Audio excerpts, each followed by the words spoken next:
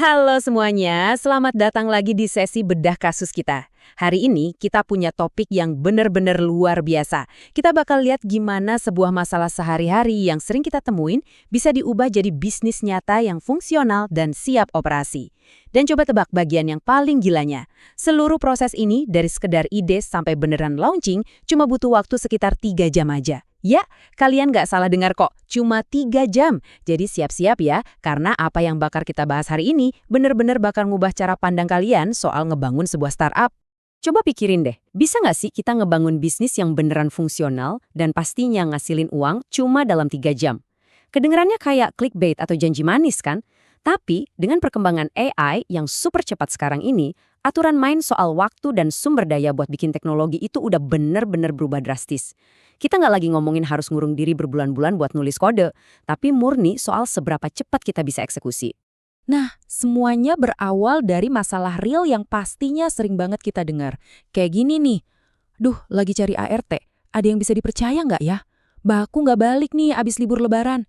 Kepanikan kayak gini tuh udah jadi langganan banget di grup WhatsApp rumahan atau grup keluarga apalagi habis momen libur panjang. ART yang nggak balik kerja itu beneran krisis nyata buat banyak keluarga. Tapi masalah utamanya tuh bukan cuma sekedar cari pengganti, melainkan cari orang yang benar-benar bisa dipercaya buat kerja di dalam rumah mereka.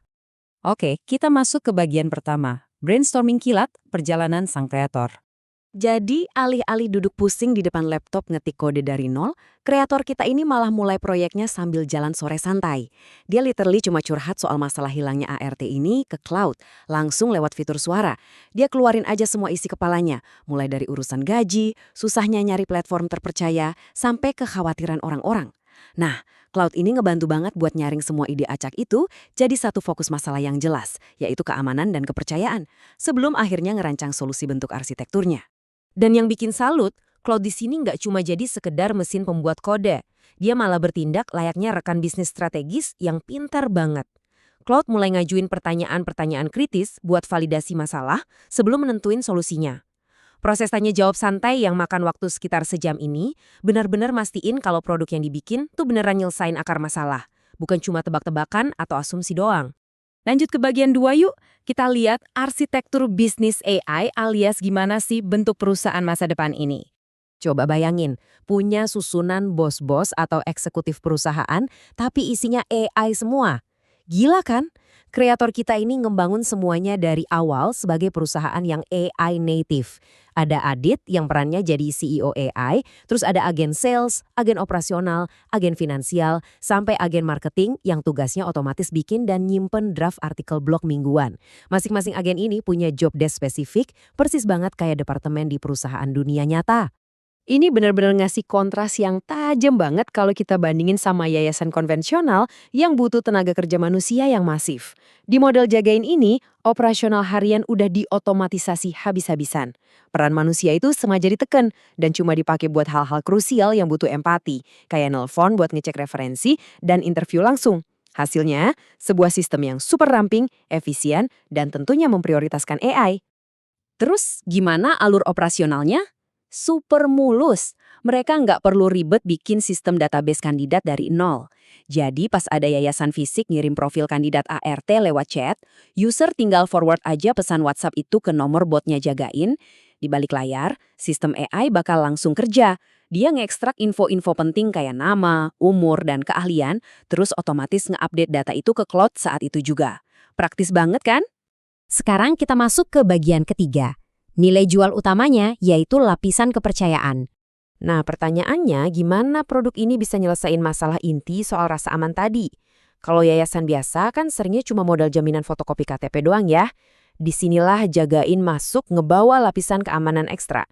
Aplikasi ini nambahin proses verifikasi yang lumayan ketat, mulai dari ngecek SKCK atau catatan kepolisian, telepon referensi kemajikan sebelumnya, wawancara, sampai akhirnya si kandidat bisa dapat yang namanya Trust Badge atau lencana kepercayaan.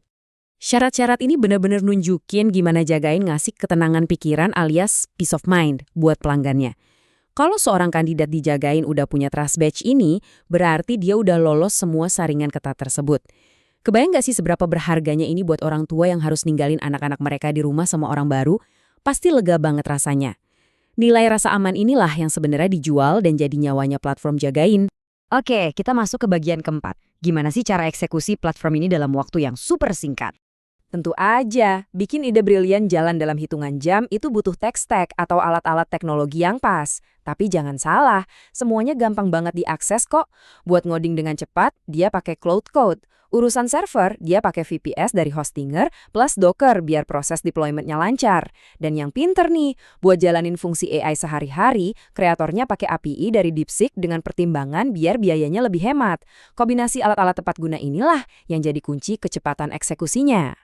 Coba deh bayangin, landing page yang lengkap banget, udah ada integrasi bot WhatsApp yang langsung respons otomatis, bahkan sampai ada artikel-artikel blog SEO. Judulnya aja rapi banget kayak 7 tips memilih babysitter yang aman. Dan asal tahu aja, semua aset digital ini dibikin dalam satu kali jalan alias one shot oleh AI. Kreatornya bener-bener nggak nulis isi blognya secara manual. Kecepatan dari sekedar ide sampai jadi produk yang siap dilihat publik kayak gini, jujur aja belum pernah terjadi sebelumnya. Masuk ke bagian kelima. Ini yang pasti paling ditunggu. Model bisnis dan monetisasinya.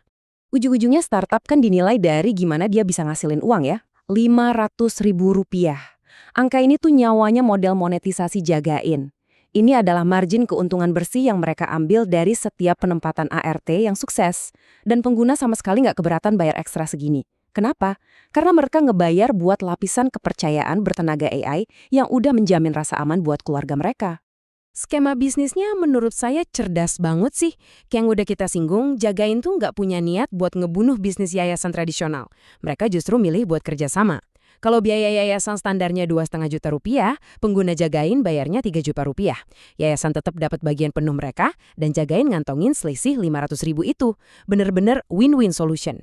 Jagain nggak perlu pusing nyari orang atau ngelola inventaris manusia. Mereka murni main di sisi teknologi dan verifikasinya aja.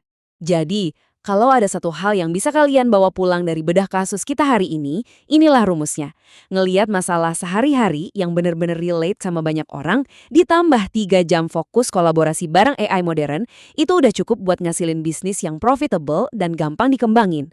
Bangun startup teknologi zaman sekarang tuh nggak melulu diukur dari berapa bulan kalian ngurung diri buat ngetik kode, tapi lebih ke seberapa pinter kalian nanggep masalah dan ngasih instruksi ke asisten AI kalian. Kasus Jagain ini benar-benar ngebuktiin kalau potensi di depan kita tuh nggak ada batasnya. Peluang bisnis keren nggak harus selalu datang dari Silicon Valley kok. Bisa jadi idenya justru lagi diobrolin panas sama tetangga kalian di grup WhatsApp detik ini juga. Nah, pertanyaannya sekarang buat kalian. Masalah nyata apa sih di sekitar kalian yang siap kalian beresin pakai AI hari ini? Terima kasih udah ngikutin sesi kali ini, terus semangat eksplorasi, dan sampai jumpa!